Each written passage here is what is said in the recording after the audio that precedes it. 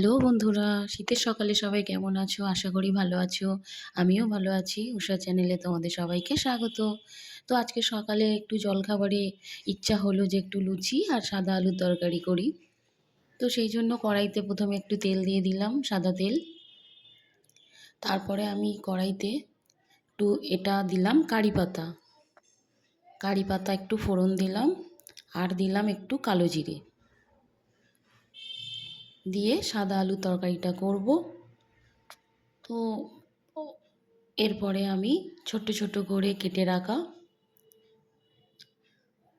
আলুগুলো দিয়ে দিলাম। দিয়ে এবার আলুগুলো আমি ভালো করে ভাজবো, ভালো করে নেড়েচেড়ে ভাজবো।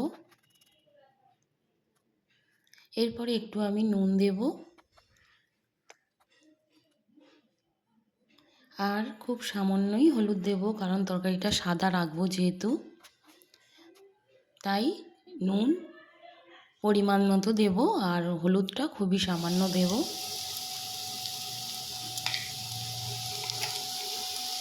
তো আমাদের এখানে এখনও শীত খুব একটা বেশি ভালো পড়েনি, দুদিন পড়েছিল। আর আবার এই কদিন দেখছি ঠান্ডাটা অনেকটাই কমে গেছে। তোমাদের ওখানে কার কেমন ঠান্ডা পড়ছে কমেন্টে জানিও। আর কে কে লুচি আর সাদা আলু তরকারি খেতে ভালোবাসো সেটাও কমেন্টে জানিও, কমেন্টে ছাড়া তো আর জানা যায় না।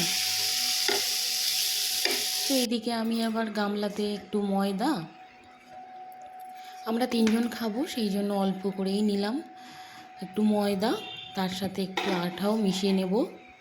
শুধু ময়দার করলে খুব শক্ত হয়ে যায়, খুবই অল্প আটা দিয়ে এবার আমি ময়াম দেওয়ার জন্য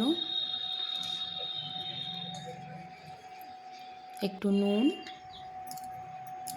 একটু চিনি আর একটু সাদা তেল দিয়ে ভালো করে আমি ময়দাটাকে ভালো করে মাখাবো।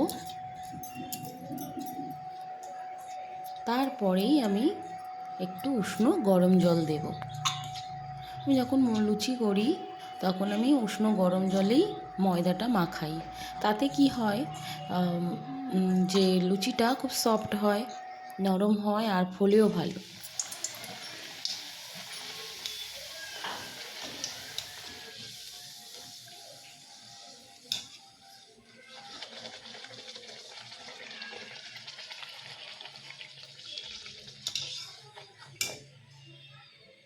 রেডি হয়ে গেল আমার সকালে জলখাবার, সাদা আলুর তরকারি আর লুচি। ভালো লাগলে কমেন্ট করো। টাটা, সবাই ভালো থেকো।